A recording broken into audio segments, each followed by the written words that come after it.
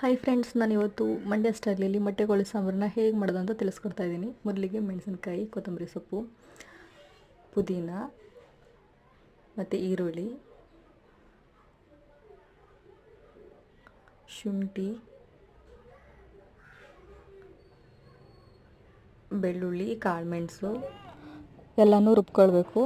ಇವಾಗ ಒಂದು ಕುಕ್ಕರ್ಗೆ ಎಣ್ಣೆ, ಸ್ವಲ್ಪ ಈರುಳ್ಳಿ, ಚಿಟಿಕೆ ಅರಿಶಿನ ಪುಡಿ ಹಾಕ್ಕೊಂಡು ಅದನ್ನ ಫ್ರೈ ಮಾಡ್ಕೊಳ್ಬೇಕು.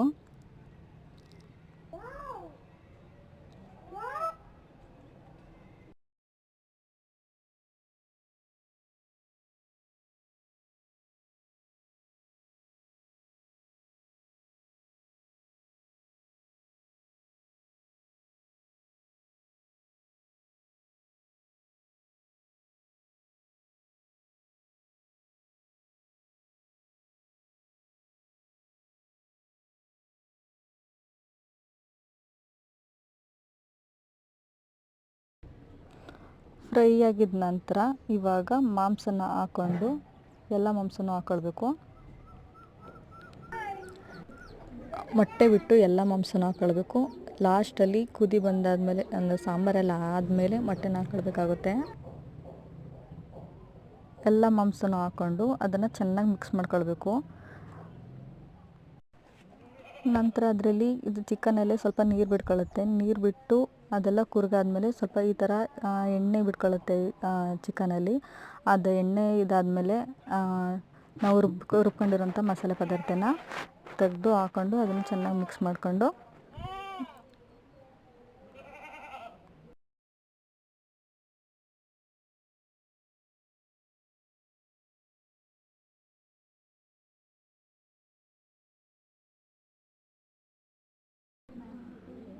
ಮಿಕ್ಸ್ ಮಾಡಿಕೊಂಡ ನಂತರ ರುಚಿಗೆ ತಕ್ಕಷ್ಟು ಸ್ವಲ್ಪ ಉಪ್ಪು ಹಾಕಿ ಒಂದು ಅರ್ಧ ಚಮಚಷ್ಟು ನೀರು ಹಾಕಿ ಕುದಿಸ್ಕೊಳ್ಬೇಕು.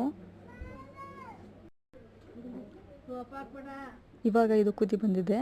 ಇದಕ್ಕೆ ಮುಚ್ಚಳ ಹಾಕಿ ಒಂದು 3 ರಿಂದ 4 ವಿಷಲ್ ಬರೋ ಹಾಗೆ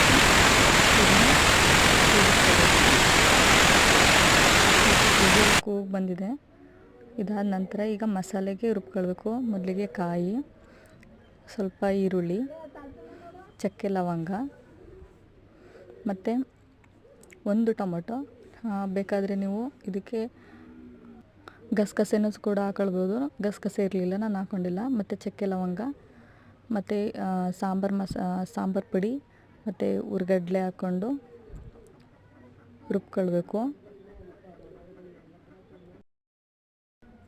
ರುಬ್ಬಾದ್ಮೇಲೆ ವಿಷಲ್ ಆದ ತಕ್ಷಣ ಅದನ್ನು ಮಿಕ್ಸ್ ಮಾಡ್ಕೊಳ್ಬೇಕು. ನಾನಿಲ್ಲಿ ಕುಕ್ಕರ್ಗೆ ಹಾಕಿರೋದ್ರಿಂದ ಇದು ಸಾಲಿಲ್ಲ ಅಂತ ಅಂದ್ಬಿಟ್ಟು ಒಂದು ಪಾತ್ರೆಗೆ ತೊಗೊಂಡಿದ್ದೀನಿ. ಪಾತ್ರೆಗೆ ಹಾಕಿ ಮಸಾಲೆನ ಹಾಕ್ಕೊಂಡಿದ್ದೀನಿ.